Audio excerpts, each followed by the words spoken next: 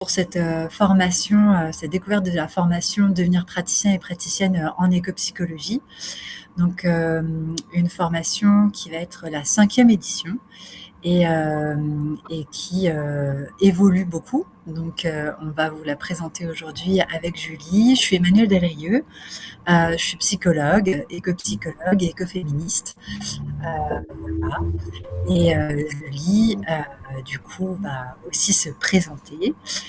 Aujourd'hui, dans ce webinaire, on va juste d'abord vous présenter la formation, ses objectifs, et puis reprendre un peu l'historique et les bases pédagogiques, et vous expliquer aussi ce qu'on va pouvoir faire de cette formation après. Et enfin, on répondra à vos questions. Donc, j'ai cofondé la FECOP, qui est l'association francophone d'écopsychologie, avec Johan Svejkar, et fondé l'école de la transition intérieure. Je suis à l'origine, avec Johan Svejkar, de la création de cette formation d'écopsychologie qui, chaque année, vraiment s'est enrichie et a évolué. Johan est parti à d'autres passions et d'autres occupations, mais cette formation qui est une formation qui me tient à cœur, parce que l'écopsychologie, comme on va le découvrir ensemble, amène vraiment des transformations profondes dans nos pratiques, qu'elles soient individuelles, personnelles, mais aussi professionnelles et de manière plus systémique. Et donc, pour moi, c'était vraiment important qu'elle continue à évoluer, à exister. Et c'est Julie, non pas qui remplace Johan, mais qui apporte toute cette couleur à cette formation, et qui du coup est co-formatrice et qui co-porte aussi cette formation. Donc je te laisse te présenter, Julie. Donc moi, c'est Julie Delmas-Orgelet. J'ai le plaisir de rejoindre l'équipe pédagogique en tant que co-facilitatrice de cette formation cette année. Moi, j'accompagne des organisations, des entreprises, des PME, des TPE, mais aussi des grands groupes sur les questions de transition écologique depuis 2018. Depuis 2008, pardon, donc c'est 18 ans d'accompagnement collectif. Je suis de formation ingénieure et moi, j'ai rencontré l'écopsychologie en 2020 et ça a été pour moi le moment de concilier ma pratique d'accompagnatrice très technique, technosolutionniste, etc., avec une casquette beaucoup plus humaine et avec des questions de conduite du changement. Donc, je suis très heureuse de co-faciliter cette formation aux côtés d'Emmanuelle pour y amener mon regard de professionnel de l'accompagnement des organisations et mon regard finalement de personne qui vient du monde économique et qui accompagne le mode économique. Donc, à nous deux, l'idée étant de faire le lien entre transition individuelle et transition collective et de faire des allers-retours entre la transition intérieure et la transition collective. Et puis, pendant cette formation, on va être bien entouré. Donc, on a toute une équipe pédagogique avec nous que je te laisse présenter, Emmanuelle. Oui, alors là, c'est un peu la nouveauté, en tout cas cette année, c'est cette volonté de s'entourer d'experts, d'expertes, mais pas que des experts têtes, hein, aussi des experts, comme tu le posais aussi Julie, qui ont emmené l'écopsychologie et les espaces transformatifs dans leurs endroits. Et donc, on va pour ça avoir différentes personnes qui vont venir nous accompagner dans les modules. Donc, on va avoir Mika, que vous voyez au milieu. C'est difficile parce que je peux pas faire avec qui va être la personne qui va nous accompagner un petit peu tout au long de l'année, mais surtout au dernier stage, pour aller nous réensauvager.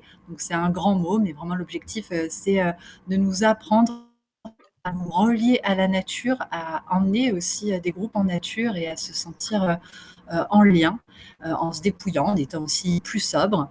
Nous avons pour nous accompagner Johan Svejkar qui est là et qui va nous parler de la pratique bouddhiste et notamment comment l'écologie et les enjeux actuels de l'écologie viennent transformer les pratiques bouddhistes.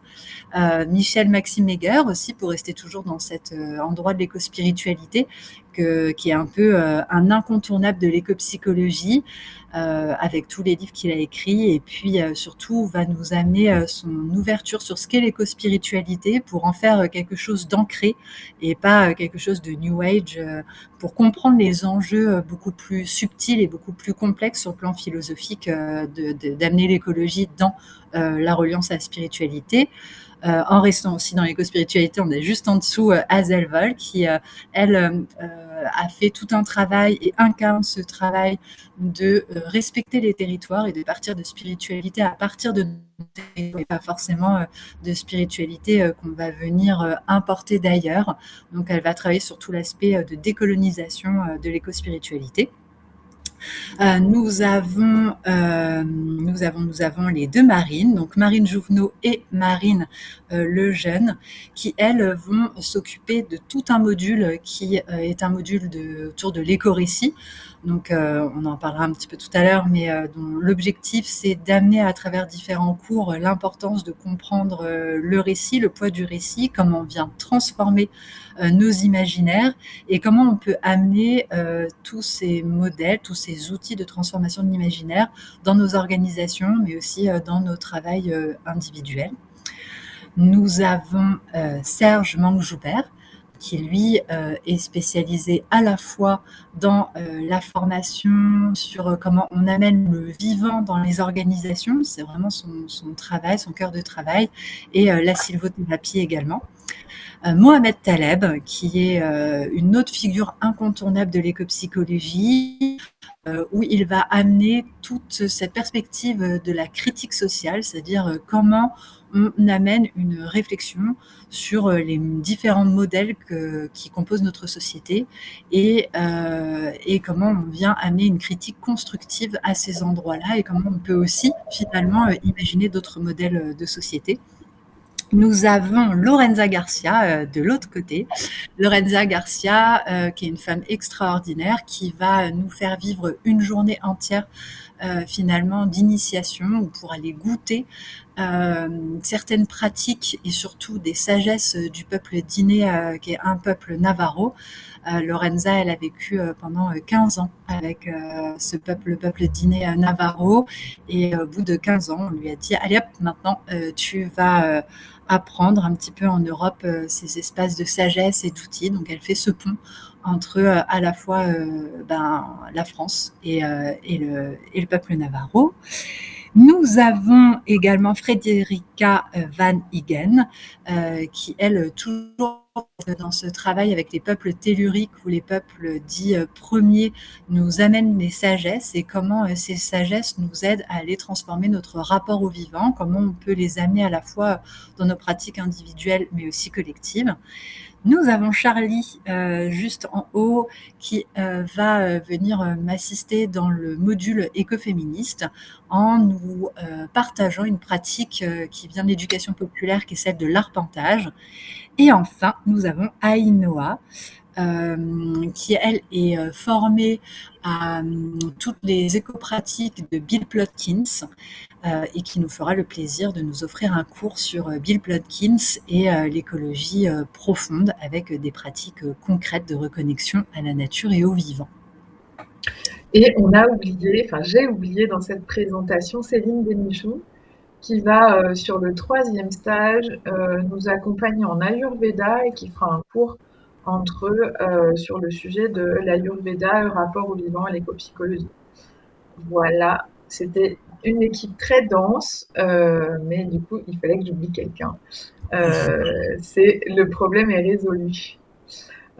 Du coup, c'était important pour nous d'incarner les différentes visions et voies de l'éco-psychologie en amenant vraiment une équipe pédagogique complète, même si vous serez principalement accompagné par nous, notamment durant les stages, que Mika viendra vraiment, fera partie de la tribu dans le dernier stage, mais vous allez avoir tous ces angles de vue de personnes qui viennent soit de l'accompagnement individuel, soit des collectifs, de l'organisation, etc. Vraiment, l'idée étant de vous amener des savoirs, des visions, mais aussi différentes façons d'incarner l'éco-psychologie pour que vous puissiez trouver la vôtre. Les objectifs et les intentions, de cette formation, donc c'est vraiment, déjà en premier lieu de faire le lien entre les blessures de l'être et celles du monde. Pourquoi on fait cet aller-retour, en permanence entre transition intérieure et transition collective? Parce que ce soit, moi en tant qu'accompagnatrice de collectif, j'ai pu constater sur le terrain que la transition collective, elle était extrêmement difficile tant qu'il n'y avait pas de transition intérieure et que dans le cas d'Emmanuel, je me permets de parler pour toi, la transition intérieure, c'était quelque chose d'extrêmement difficile quand on n'était pas soutenu par le collectif. Et du coup, cette dimension-là, pour nous, elle est extrêmement importante. C'est finalement de savoir d'où on parle, de contextualiser l'éco-psychologie par rapport aux polycrises qu'on vit aujourd'hui. Évidemment, à partir de là, notre idée, c'est de définir les grands courants de l'éco-psychologie, leurs points communs et leurs spécificités. Comme je vous le disais juste avant avec notre équipe pédagogique, l'idée, c'est vraiment de donner différentes voies et la particularité de l'éco-psychologie, c'est elle est polymorphe. Et ça, c'est quelque chose de très important pour nous, de pouvoir se situer dans un paysage. Évidemment, il y a un autre aspect, c'est qu'on va travailler sur le lien à soi, aux autres et aux vivants. Et que par rapport à ça, notre proposition, c'est de vous permettre d'évaluer vos ressources et vos limites et de faire grandir vos ressources et de dépasser certaines limites dans ce rapport à vous, aux autres et aux vivants, pour être en mesure de proposer un accompagnement qui soit sécurisant et sécurisé pour les personnes que vous accompagnez ou les organisations que vous accompagnez. Et pour faire ça, on verra après, la formation, elle est vraiment conçue comme un voyage et un parcours vers une forme de dépouillement. On partira de séjours assez traditionnels dans le monde de la formation vers un séjour plus en itinérance avec cette notion de réensauvagement. Et puis, notre objectif, c'est que vous puissiez mettre en place des protocoles d'accompagnement qui soient ajustés à la problématique des personnes et des collectifs que vous accompagnez. Et donc là, on va être là pour vous soutenir. Et puis, mettre en œuvre, mettre en application des éco-pratiques au service de la transformation des projets et des collectifs. Voilà les objectifs que nous nous proposons d'atteindre avec vous durant cette formation. Et pour cela, nous avons, on va peut-être passer au suivant. Pour cela, on a créé ça sous une forme particulière, donc je vais te laisser parler, Emmanuel. Mais la forme particulière, en fait, tu l'as très bien nommé, Julie, ça va être vraiment un parcours tout au long de l'année où on va aligner tête, cœur, corps. On va vraiment venir nourrir la tête par des concepts, parce que c'est important aussi de se repérer, de comprendre, de se situer, et on va les intégrer par l'expérience. Donc ça, c'est hyper important. C'est-à-dire que moi et Julie, on vient d'un monde tête. Moi, je suis une universitaire, une scientifique. Julie aussi, c'est une scientifique. Et c'est important, en fait, dans cet espace-là, de savoir voilà, se situer, cet espace, et partir aussi de l'expérience pour pouvoir transformer les modèles. Donc c'est tout le travail de cette formation. Donc on va avoir 11 modules. 11 modules qui vont nous aider à découvrir l'éco-psychologie sous différentes formes et à sentir, parce que c'est ça qui est important, à sentir à partir de vous qu'est-ce qui vient vous nourrir. C'est-à-dire que dans tout ce que l'on va voir, il y a des choses qui vont vous appeler, il y a même des choses qui vous appellent maintenant, puis c'est par expérience que vous allez découvrir des outils, des techniques, des vues qui vont venir vous nourrir et vous transformer profondément. Et donc ces 11 modules, ils ont tous des finalités importantes. On a un premier module qui est celui de l'état du monde et l'accueil des éco-émotions.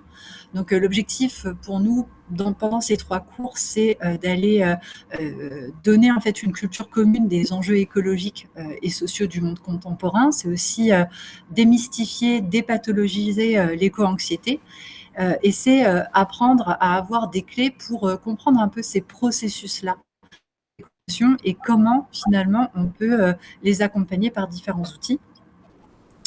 On va découvrir un deuxième module, donc, qui est celui de l'écopsychologie, qui va être assez dense, puisqu'il va être composé de 8 cours pour découvrir l'écopsychologie sous ses différentes formes, mais pas que tête. C'est-à-dire qu'à chaque module, en tout cas dans celui-ci, il y aura également des ateliers pour le vivre. Nous avons le troisième module, qui est celui de travailler la posture avant les outils, notamment pour être accompagnatrice du vivant. Donc 5 modules où là on aura également Serge Manque-Joubert qui nous donnera un cours sur gouverner avec le vivant. Tout ce travail, c'est comment on apprend à organiser un espace sain, régénératif, que ce soit dans des accompagnements individuels, en groupe ou avec des collectifs. C'est cultiver les compétences de facilitation. C'est également des apprentissages autour de ce qu'est la santé mentale et comment on sécurise les espaces émotionnels. Donc ce module pour nous est vraiment important puisque c'est ce qui va vous aider à pouvoir mettre en place le quatrième module, qui est justement celui des éco-pratiques, où on va à la fois travailler sur la tête, mais aussi avec des ateliers, des outils, bien différents types d'éco-pratiques qui vont du travail qui relie Joanna Macy, en passant par la théorie U, les bains de forêt, je ne sais pas, des ateliers de résilience, de cercles de résilience, les Hate Shield, ou encore des pratiques éco-centrées de Bill Plotkin avec Ainoa. Le cinquième module, c'est celui dont je vous parlais tout à l'heure avec Marine Jouvenot et Marine Lejeune, qui va être le module éco-récit sur 3 cours. Donc vraiment, les objectifs sont ceux que je vous évoquais tout à l'heure. C'est vraiment réfléchir aussi à la production de nouveaux imaginaires pour appréhender un nouveau mode relationnel entre les humains et les autres humains ou le système Terre. Nous avons un 6e module qui est celui de l'écoféminisme que j'appréhende sous 2 cours pour découvrir un peu les enjeux de cette vision et comprendre comment finalement on vient articuler les différents endroits qui nous touchent en fait et d'enjeux de lutte. Donc comment à la fois on peut être touché par les luttes écologiques et les luttes féministes et comprendre également que ces 2 endroits finalement subissent des oppressions systémiques à cause de mêmes sources de problèmes. Enfin, nous avons le 7e module, qui est le module de psychologie jungienne et d'écopsychologie, dont je m'occupe sur 2 cours, puisque Jung a beaucoup alimenté l'écopsychologie et surtout, ça donne des clés pour comprendre comment amener sa transition intérieure en profondeur et en lien avec les enjeux actuels, puisque comme l'expliquait Julie tout à l'heure, effectivement, notre objectif, c'est de faire le pont entre transition intérieure et transition extérieure. Et une des doléances, c'est que d'aller travailler sur soi sans être en lien avec les enjeux systémiques actuels, eh bien, ça ne fait pas évoluer ni soi, ni les modèles de société autour de nous. Donc, on va aller appréhender ça ensemble par Jung. Le 8e module va travailler avec Mohamed Taleb autour de la critique sociale. Donc, c'est justement comment comprendre et oser des dialogues différents, peut-être parfois un peu plus subversifs, pour appréhender d'autres modèles de société. Le 9e module est un module également assez dense, qui va s'occuper de la culture du vivant. C'est comment penser les modèles de société en rapport avec le vivant. Donc là, on va avoir 6 cours en prenant le vivant, déjà en comprenant ce qu'est la culture du vivant, de manière très concrète. C'est pas une abstraction, c'est comprendre que c'est régi par des lois, par des principes et des limites également, et voir comment nos modèles de société vivent ou ne vivent pas en respectant cette culture du vivant. On va également avoir un cours avec Frederica Van Hagen qui va nous parler des peuples racines qui sont gardiens, eux et elles, de cette culture du vivant. Lorenza, qui va nous offrir une journée entière de cours avec autour de la culture et du peuple navarro sur la culture de l'harmonie et de la beauté au vivant. Et puis, on va travailler la culture régénérative en organisation, la culture du care et du prendre soin. Et enfin, s'ouvrir sur une perspective de santé commune en introduisant des théories comme la théorie du donut ou du One Health ou de la santé commune, par exemple. Le 10e cours va être consacré à l'éco-spiritualité sous différentes formes. Donc, nous aurons la chance d'avoir Michel Maxime-Heger qui va nous parler de l'éco-spiritualité et des différents enjeux philosophiques, d'intégrer les enjeux actuels à la fois social, écologiques et économiques au regard des différentes spiritualités et comment cela les fait évoluer. Hazel Vogt, qui va venir travailler sur l'enracinement de l'éco-spiritualité à partir de nos territoires, l'éco-dharma avec Johan Nesbejka, Céline Bénichou qui nous parlera du lien entre médecine traditionnelle et rapport éco-centré au monde à travers l'Ayurveda, ou encore moi qui vais vous parler de l'éco-spiritualité à travers la psychologie des profondeurs et l'écoféminisme comme une relecture à la fois des contes et des mythes à penser et à vivre autrement les enjeux actuels pour nous transformer. Et enfin, le 11e module, qui est vraiment le module de réensauvagement, qui est en lien avec le 4e stage, pour nous aider un petit peu à nous incapaciter à vivre en nature, puisque en fait, beaucoup, bien sûr, on aime la nature, on aime et on veut défendre le vivant, et pourtant, parfois, avec nos rythmes et nos vies, on est peu en lien avec cet espace. Donc, c'est apprendre à reprendre confiance avec notre capacité à être en lien avec la nature, apprendre à faire tribu aussi dans le confort et dans l'inconfort, et puis déployer nos sens d'observation, nos ressentis corporels, notre discernement, et puis expérimenter l'écologie profonde. Donc, c'est 11 modules qui sont quand même très denses. C'est aussi un choix avec Julie de l'avoir posé sur une année entière et pas avoir fait une formation sur 3 niveaux ou sur 3 ans. À la fois parce que on offre une forme qui est comme celle d'un DU, c'est-à-dire extrêmement dense, extrêmement riche sur le plan des connaissances intellectuelles, et en même temps d'y lier aussi ce qu'on apprend dans d'autres formations, d'autres stages avec des pratiques, avec une expérimentation, puisque tout l'objectif pédagogique, c'est aussi que vous puissiez vivre vous-même une transformation et un tissage profond entre ces différents aspects, à la fois de la transition intérieure et de la transition des organisations à l'endroit où vous êtes. Et enfin, comme l'a posé Julie tout à l'heure, on va avoir 4 séjours pour pratiquer, 4 séjours qui vont être également évolutifs. On va passer d'un séjour plus traditionnel en gîte, un peu cocooning, tous ensemble, à aller vers au 3e stage déjà un endroit où on va être en nature, sous tente, pour terminer par le stage de réensauvagement en juillet en itinérance et avec Mika qui va venir vraiment nous accompagner dans ce lien au vivant, à la nature, et comment en fait ce lien-là vient aussi transformer nos pratiques. Est-ce que tu vois d'autres choses à rajouter, Julie? Bon, je pense que sur ce point-là, c'est vraiment ça qui a été construit, hein, c'est cette idée de travailler un peu sur la tête, mais avec des pratiques dans nos cours en visio les lundis matins, et d'avoir 4 grands espaces d'intégration au travers des différents stages. À noter que par rapport à notre retour d'expérience des 5 promotions précédentes, on a ajouté un temps de stage pour que le fait d'aller en profondeur se fasse dans la douceur, et d'avoir un temps d'intégration supplémentaire pour que vous soyez à l'aise pour proposer des éco-pratiques, proposer un regard éco-psychologique sur vos accompagnements à la fin de la formation, qui est plus de confiance, on va dire, sur votre capacité à utiliser l'éco-psychologie et ces outils dans votre travail du quotidien. Donc là, vous retrouvez le planning des stages. La formation, elle va commencer assez rapidement en septembre avec un premier stage qui s'appelle Établir le lien, qui aura lieu au hameau du Vialodon à Val-Azuc.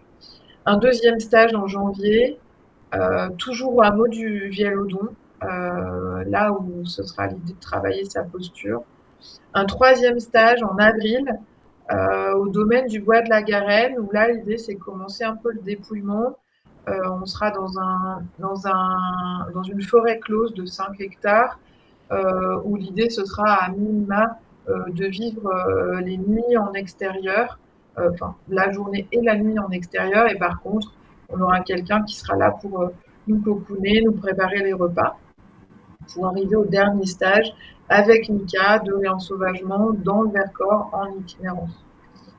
En complément, on aura nos cours en visio qui seront principalement les lundis matins. On a essayé de se donner une régularité pour vous aider à organiser vos plannings parce qu'on sait qu'une formation longue comme ça, elle est souvent en parallèle d'une activité, donc c'est bien de pouvoir avoir des repères cycliques importants. Et juste un petit avertissement que j'avais envie de donner, c'est que les lieux de stage qu'on a choisis et la progressivité, elles sont toujours vraiment en lien avec la nature et souvent accessibles uniquement à pied. On n'a pas besoin d'une condition physique extraordinaire pour suivre cette formation. En revanche, on va être au contact des éléments. Il faudra pouvoir faire quelques centaines de mètres, 1 ou 2 kilomètres à pied, à notre rythme, évidemment, dans la douceur. Mais c'est un point qu'on travaille et qu'on améliorera au fur et à mesure, cette accessibilité. Mais c'est un choix qu'on a fait et qu'on assume d'aller sur ces pratiques-là. J'en profite, comme on est sur des questions logistiques, pour parler aussi de tarifs. Cette formation, elle dure quasiment 1 an, elle est intense en termes de cours, etc. Et en termes de temps pratique. Il faut savoir que la tarification, elle est sur 2 bases. Une base, les frais d'enseignement, et une base de frais d'hébergement et de restauration. Sur la partie frais d'enseignement, ça inclut évidemment notre accompagnement à toutes les deux, ça inclut la participation de tous les intervenants, parce que sachez que l'ensemble des intervenants sont rémunérés sur cette formation, c'était quelque chose d'extrêmement important pour nous. Et puis, dans le frais de base d'enseignement, on intègre aussi la prestation de Mika, qui viendra nous accompagner avec la plus grande douceur et le plus grand sérieux vers notre réensauvagement.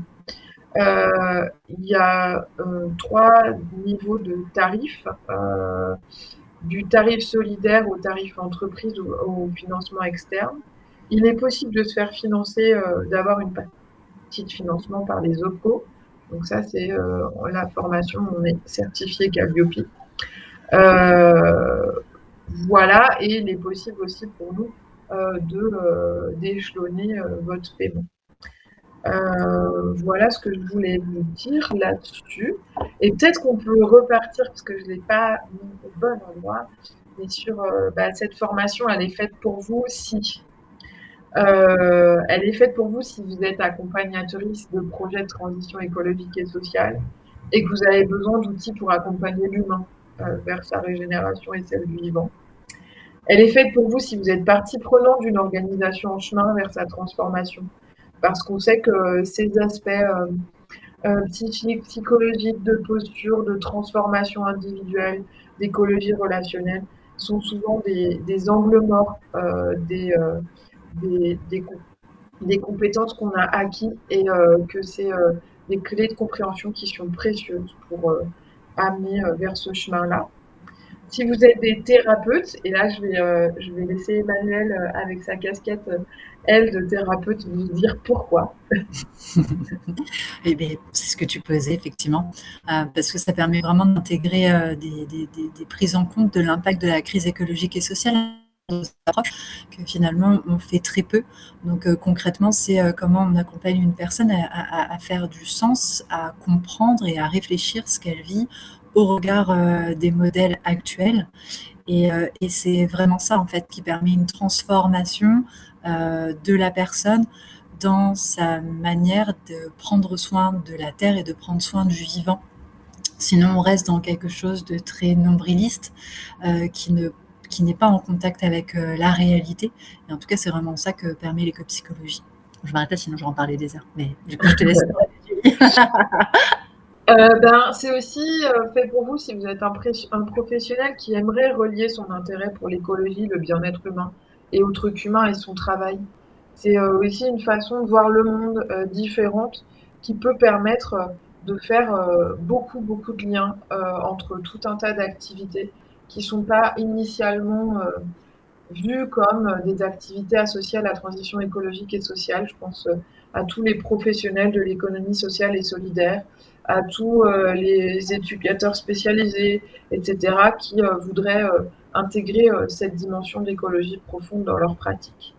Et puis Oui, évidemment, si vous êtes une personne qui souhaite explorer de nouvelles manières de faire société avec vous-même, les autres et le vivant, cette formation, elle est conçue comme un voyage et comme avant tout une expérience professionnelle, personnelle, pardon, transformatrice, dont on ne sort pas indemne, j'en suis témoin. oui, et justement, peut-être pour poser ça, c'est exactement ça, c'est que finalement, cette formation, je crois que pour toutes les personnes qui l'ont traversée et les personnes aussi qu'on a en témoignage ou qui sont intéressées, c'est l'occasion pour elles de enfin relier à l'intérieur d'elles et d'oser assumer la reliance entre leurs préoccupations et leur amour pour le vivant, pour l'écologie, de l'autre leur besoin également de prendre soin d'elles et de prendre soin des humains, et enfin de continuer à rester dans leur endroit de compétence. Et je crois que c'est vraiment cette articulation-là que permet la et l'éco-psychologie. Et puis en dernier point, mais en fait on a pas mal parlé, on a beaucoup fait au fur et à mesure de la formation. On voulait vous donner des perspectives sur la formation et après. Quelles perspectives dans le monde de l'accompagnement individuel et quelles perspectives dans le monde de l'entreprise et de l'accompagnement collectif pour utiliser cette formation. Nous, moi j'ai vécu cette formation dans sa première mouture, on va dire. Et c'est une formation qui m'a donné un ancrage théorique et un regard sur le monde très différent, qui m'a donné des outils pour complètement transformer, voire assumer certaines dimensions de l'accompagnement que je pouvais offrir à mes clients. Donc c'est vraiment cette idée de s'outiller pour poursuivre un travail de transformation, pour lire aussi les freins et identifier des leviers dans des organisations qu'on ne verrait pas forcément avec les approches traditionnelles. Je m'arrêterai là parce que pour laisser de la place à la discussion. Super. Du coup, vous pouvez, si vous souhaitez, surtout peut-être pour Isabelle, écrire peut-être vos questions aussi dans le chat, si vous ne souhaitez pas prendre la parole.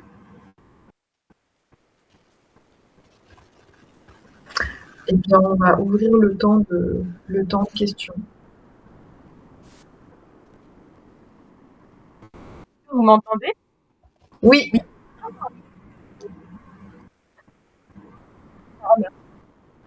Merci pour cette présentation. Moi, voilà, c'était la même question. Quel est l'effectif? J'avais ça.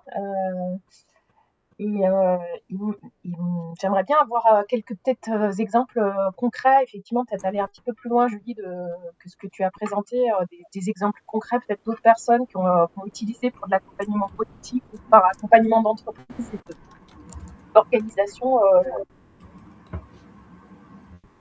Ouais. Alors, du coup, pour l'effectif, oui, on sera entre 10 et 15 personnes. Cette formation, elle a de sens aussi parce que on est un collectif. Ça, c'est une première chose. Et sur les exemples concrets, donc je peux parler moi de mon expérience personnelle, qui est que j'accompagne les entreprises sur les transformations de modèles économiques, notamment les changements de culture et l'économie régénérative. Et dans les approches théoriques actuelles, les modèles prennent très peu en compte les freins psychiques, les freins culturels et les freins de récit. Et par les outils de l'éco-psychologie, déjà, moi j'ai appris à les lire et j'apprends à prendre soin beaucoup plus de la relation, à faire dialoguer les personnes entre elles et à leur proposer aussi des formes d'accompagnement un peu différentes, d'aller en nature, d'aller au contact de ce qu'ils souhaitent protéger. Ça, c'est une première chose. Je pense qu'un deuxième témoignage qu'on peut vous donner, c'est celui de Marine Lejeune et Marine Jouvenot, qui, elles, ont vraiment développé des formations sur le rapport au temps, sur le rapport au vivant et qui ont réussi aussi, et c'est aussi ce qu'on a envie de vous faire goûter en les faisant intervenir dans la formation, développer leur module autour des éco-récits, pour, démystifier les récits, qu'on voit en entreprise et qui empêchent de changer. Donc ça peut être un exemple aussi. Elles ont beaucoup travaillé sur cette dimension-là et elles en font vraiment un support de coaching et d'accompagnement professionnel pour des équipes. Voilà ce que j'ai en tête. Emmanuel, toi, tu as suivi toutes les promos, donc tu connais mieux que moi. Tu auras peut-être d'autres idées. Ce que tu as posé, c'était très clair. Parce que la demande, c'était un exemple concret. Moi, parce que c'est comme ça que je suis, je vois plus des process qui se mettent en place. En tout cas, ce que j'ai observé des personnes des différentes promos qui venaient du monde professionnel des organisations, c'est des personnes, comme tu l'indiquais, Julie, ont osé. En fait, il y a vraiment quelque chose de l'ordre de, comme je disais précédemment, de relier les différents endroits où au départ on était un peu clivés et on mettait la casquette professionnelle en mettant tout le reste de l'autre côté. Et puis quand on était en nature, on mettait tout le reste de l'autre. Et là, c'est de faire ces ponts et de voir, en tout cas moi je suis ébahie de voir la créativité en œuvre chez chacun et chacune pour introduire ces différents espaces ensemble. Et tu vois, ce que tu illustres, Julie, c'est cette créativité. Marine Lejeune, Marine Jouvenot, elles ont osé une créativité, mais parce qu'à l'intérieur d'elles, elles avaient traversé, en fait, en tout cas, cet espace d'aller relier, d'aller mettre du lien, d'aller faire du sens. Et c'est pas forcément une histoire de radicalité ou d'être plus subversif, pas du tout. C'est juste une histoire d'être beaucoup plus en accord, comme si à l'intérieur de soi on ne pouvait plus être dans le clivage. Et du coup, il reste la créativité. Et donc Julie, je le vois à travers comment tu t'es déployée aussi, ce que tu fais avec le CODIR ou avec d'autres choses. Voilà ce que je dirais. Merci. Y a-t-il d'autres questions? Moi, j'aimerais bien poser une question. Du coup, moi, je suis un peu en transition entre mon métier de base et voilà, je cherche quelque chose pour en fait pour en reconversion. Et je me demande si est-ce que j'aurais besoin d'une base de ouais, je sais pas, de psychologie ou une base ou n'importe quel comment dire, background peut rentrer dedans. Et Merci pour cette question. C'est souvent une question qu'on nous pose. Est-ce que l'écologie, il faut une base de psychologie? Eh bien, non. En fait, l'éco-psychologie, elle est vraiment ouverte à tout le monde parce que dans l'éco-psychologie, on n'a pas un rôle de thérapeute. D'accord. Par contre, on a un rôle de facilitation. Et c'est ça qui est important et c'est vraiment tous ces outils qu'on amène avec Julie. Et c'est à la fois comment on facilite des processus. Donc c'est en ça où ma casquette de psychologue et mes savoirs de psychologue vont être amenés dans la formation, c'est comprendre les processus humains de transformation, comment on transforme des comportements, des paradigmes, des croyances, comment on prend soin des émotions, comment on sécurise cet espace-là, comprendre aussi les espaces de santé mentale. Donc oui, ça c'est bien sûr des apports qui sont menés dans la formation, mais c'est surtout avant tout comment on amène les personnes dans cette transformation sur le plan collectif.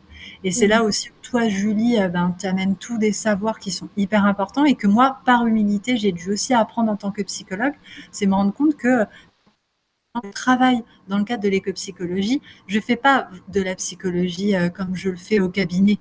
En fait, ce qu'on travaille, c'est se rendre compte que l'intelligence du groupe fait le process, fait le taf. Et que nous, notre posture, c'est celle de faciliter. Et donc, on va aussi apprendre des outils d'intelligence collective, des outils de transformation en groupe. Et donc, c'est tout ça qui va amener à pouvoir pratiquer l'écopsychologie. Ok, ok. Et puis une autre question, un peu plus sur, genre entre les visios qu'on fait, est-ce qu'on a des devoirs, des travails à faire personnellement? Et est-ce que ça sera à l'écrit? Est-ce que ça sera... ouais, parce que pour moi, en fait, je travaille principalement en lait. Je suis consultante en suivi et de l'impact environnementaux et sociaux. Euh, mais du coup, mon français est suffisante à l'oral et que à la communication. Mais si je dois produire quelque chose à l'écrit, ça sera un peu plus compliqué. Donc, juste à imaginer le travail à faire après. Après. Ok, ça marche. Moi, je veux bien prendre le point. Donc, oui, il y a un mémoire à la fin. Mais moi, je suis à l'aise en anglais. Donc, si ça, c'était un blocage, ça peut être tout à fait une possibilité que tu travailles en anglais. Il faudra qu'on vérifie avec notre jury Marie Romanins, mais après, ça peut être faire une traduction a posteriori. En tout cas, pour tout le travail personnel, euh, on a vraiment cette idée qu'il y a un mémoire à la fin, qu'il y a un fil rouge, qu'il y a un carnet de voyage, une problématique que vous allez vraiment travailler. Et après, entre les différentes sessions, on va vous faire des suggestions de choses à laisser processer, de questions à vous poser. Et ça, c'est éminemment personnel. Donc évidemment, si c'est l'anglais, la langue dans laquelle tu es le plus à l'aise, eh ben, en anglais, c'est très bien. Il se trouve que la langue dans laquelle on est plus à l'aise, c'est aussi la créativité. On va vous proposer de dessiner, de photographier, de faire quelque chose qui soit créatif pour vous réapproprier aussi d'autres dimensions que celles uniquement de la tête. Donc là, il n'y a pas de problème. Voilà. Du coup, si à l'oral pour toi c'est fluide, il n'y a aucun problème. Et l'écrit, nous, en tout cas, moi je parle pour moi, je peux tout à fait m'adapter à l'anglais. Tout pareil.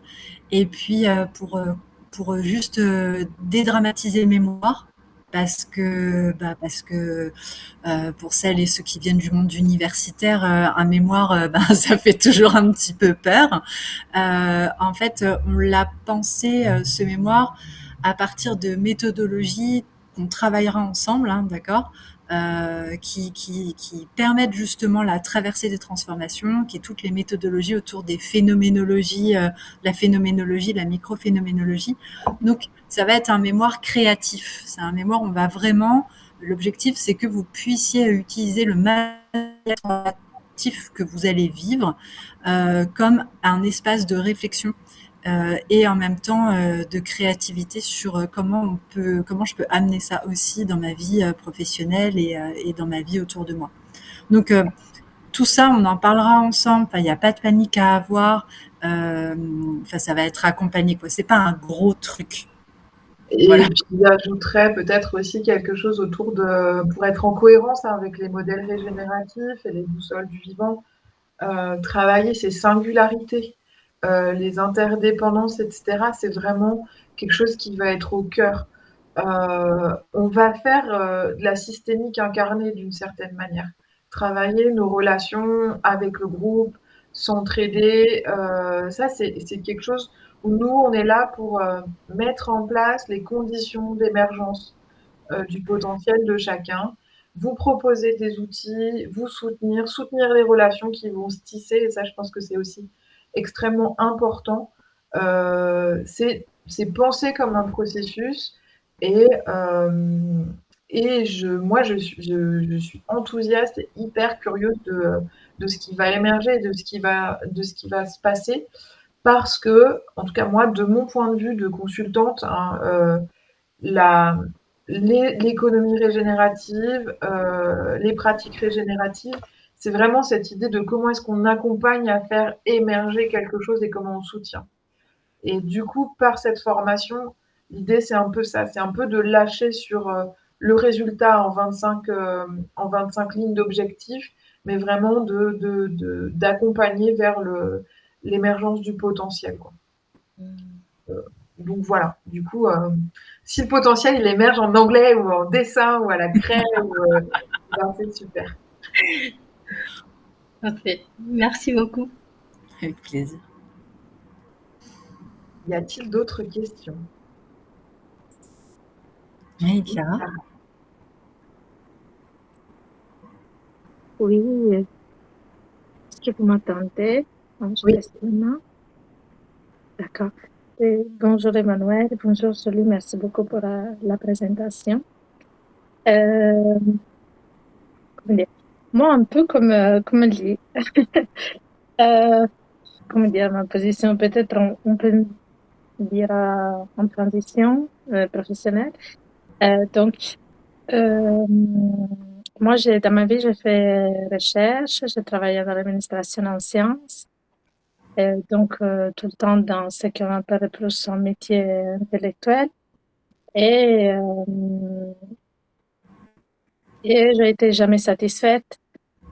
Et puis, j'ai fait alors quelque chose d'un peu plus, entre guillemets, spirituel. Et il me manquait la partie intellectuelle. Donc, encore une fois, pas 100% satisfaite. Et là, je suis en plein questionnement, en fait. Je sais que je veux quelque chose qui me stimule intellectuellement, donc un métier intellectuel, mais qu'il y a aussi cet aspect spirituel profond, mais pas spirituel, comme justement Emmanuel le disait tout à l'heure, pas un spirituel comme ça. Je parle vraiment de quelque chose de profond, d'ancré. Moi, mes centres d'intérêt, j'ai découvert sont vraiment les plantes médicinales. Moi, je suis écologiste végétale, sont les plantes médicinales, les communautés autochtones et la transmission de ces savoirs qui comment sont la base de tout ce qu'on devrait faire sur Terre, mais avec respect, avec vraiment une reconnaissance de la profondité, de la sagesse qu'il y a là-dedans et que je ne retrouve pas dans les métiers en sciences que j'ai fait. Donc, désolée, je ne sais pas si je suis en fait claire parce qu'en même temps, moi aussi, je ne sais pas qu'est-ce que je cherche. Donc, je me regarde un peu autour. Avec Emmanuel, on avait déjà un peu parlé.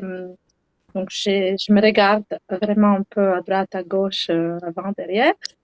Et donc, c'est aussi pour ça que je peux un peu regarder l'éco-psychologie. Aujourd'hui, j'ai entendu des mots comme communauté autochtone, le savoir, sont des mots qui me parlent énormément. J'aimerais énormément porter ma contribution dans tout ça, mais je ne sais pas encore bien comment.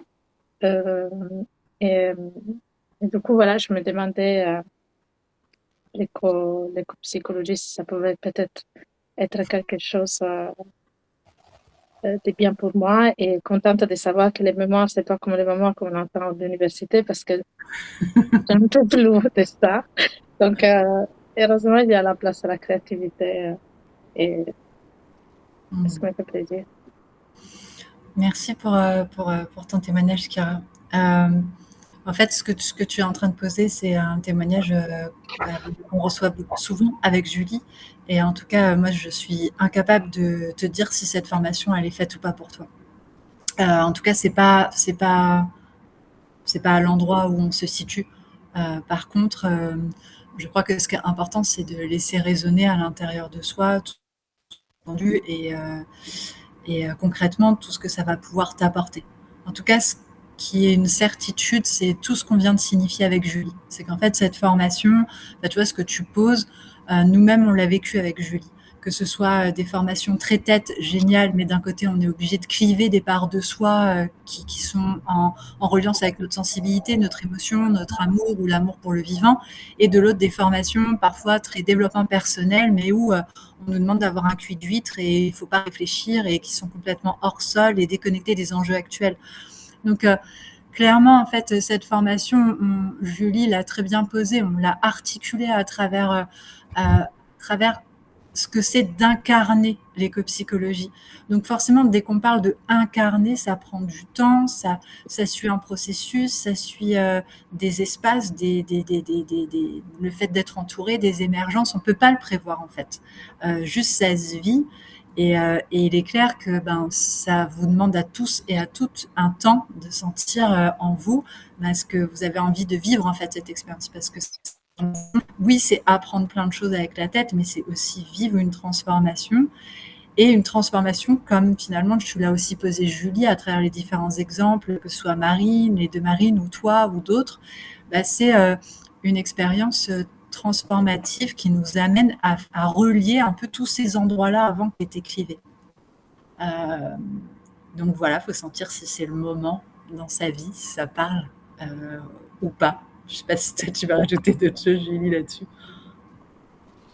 Non, moi je pense que l'information, elle peut être prise à différents endroits, c'est-à-dire d'être dans une posture, je vais prendre la posture du thérapeute qui a besoin d'outils et qui sait qu'il va chercher les outils.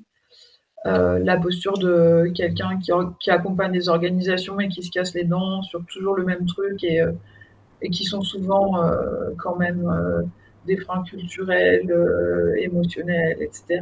Et là, ça va apporter des outils.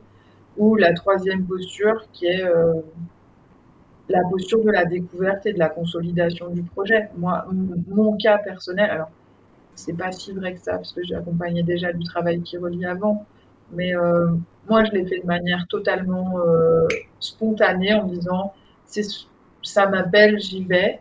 Et c'est exactement ce que dit Emmanuel, mon expérience personnelle, c'est que moi, cette formation, elle m'a permis d'assumer qu'il y avait, notamment dans mon activité professionnelle, si vous voulez aller voir le site de Dès Demain, vous pouvez voir, il y a 3 dimensions importantes pour moi, qui sont l'économie régénérative en entreprise, l'écopsychologie, l'accompagnement des individus hors de ce contexte professionnel, et la cuisine végétale. Et voilà. Et moi, ça m'a permis de faire ce chemin-là. Je pense que vous pouvez discuter avec Marine Jouvenot et Marine Lejeune. Elles ont aussi un parcours assez similaire de quitter le monde de l'entreprise pour y revenir avec un regard un peu différent. Je vous parle de ces 2 personnes-là parce que c'est des personnes que je connais et qui ont un parcours assez similaire au mien. Donc je peux témoigner de ce point de vue-là, quoi. Oui, et puis je peux rajouter aussi mon témoignage de thérapeute parce que, clairement, au-delà de l'accompagnement, moi, c'est l'écopsychologie et cette formation, elle me permet profondément de relier à l'intérieur de moi à la fois des perspectives écoféministes et écopsychologie, et de ne plus me sentir dissociée dans ces différents espaces. En fait, je les inclus dans mon espace thérapeutique et ça change profondément à la fois mon accompagnement, mais les personnes aussi que j'accompagne. Et ça, c'est splendide. Merci. Et moi, j'avais juste une petite question pour Julie. Parler d'entreprise régénérative, parce que moi, c'est un sujet aussi sur lequel je travaille. Est-ce que tu as été formée aussi à l'entreprise régénérative et comment ça va par rapport à cette question? Moi, je me suis formée avec l'UNIA sur le parcours des bases de l'entreprise régénérative. Je suis formée à la perma-entreprise. Je travaille avec une collègue qui a écrit le livre sur l'entreprise fertile. Moi, je suis quelqu'un qui tisse beaucoup.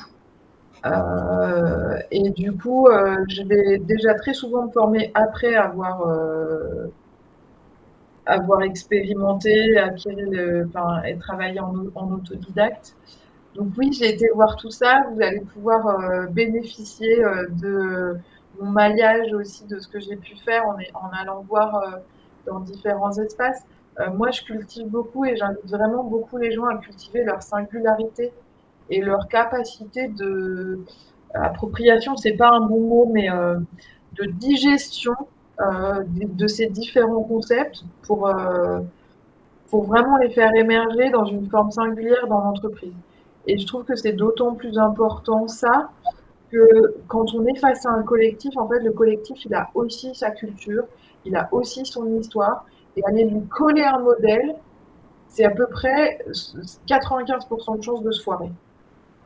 Et pour moi, c'est là où l'écopsychologie m'a beaucoup aidé à assumer cette dimension-là, de se dire, en fait, si on fait avec l'histoire des individus, l'histoire des collectifs, l'histoire des territoires, et les principes du régénératif, de la robustesse, etc., alors on a des chances de transformer. Alors, on n'est vraiment pas dans cette question du coller un modèle, on est dans la question de tisser des coopérations avec le vivant, avec les gens, etc. Et, et là-dessus, je trouve que le regard de l'écopsychologie, il est vraiment intéressant. Et je vais rajouter aussi un truc, moi je suis formée aux constellations systémiques, d'organisation, etc. Et ça aussi, ça aide pas mal dans les process. L'idée, ce sera aussi de vous donner à voir un peu les outils qu'on a. Alors, pas en mode catalogue, mais de se dire, OK, même de voir vous quels outils vous avez et comment vous pouvez les amener au service de dans ce regard éco-psychologique. Merci. Voilà. Avec plaisir, Isabelle. Je vois qu'il est 13h02. On s'était dit qu'on ne dépasserait pas les 13h pour pouvoir respecter un petit peu les impératifs de tout le monde. Merci d'avoir participé au webinaire. Merci d'avoir été présente avec nous et présent aussi pour ceux qui le verront. N'hésitez pas déjà à digérer les informations et puis à nous contacter, que ce soit Julie ou moi aussi. Il n'y a pas de souci, on peut faire les deux. Il n'y a pas de souci, on puisse répondre à vos questions. N'hésitez pas, c'est avec grand plaisir. Et petite dernière question de fin, c'est quel est le délai d'inscription? Eh bien, les clôtures d'inscription, c'est le 30 juin.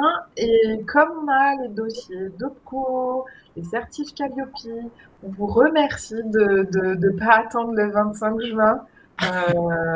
Mais voilà, quand c'est bon pour vous, c'est bon pour nous.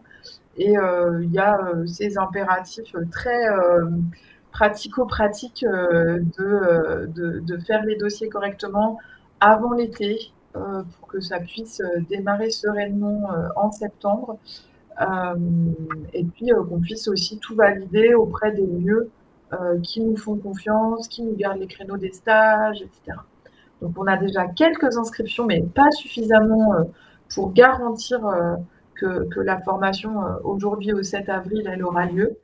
Même si dans les mots, on pourrait garantir qu'elle y est, mais en tout cas dans les faits, dans la procédure, voilà. Donc on vous remercie si cette formation, elle vous appelle, si vous avez envie de vous inscrire, de le faire le plus rapidement possible en respectant votre rythme.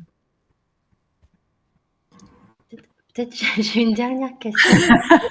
Pardon. Du coup, pour les paiements pour la formation, est-ce que c'est possible à payer en plusieurs fois? Oui. Oui.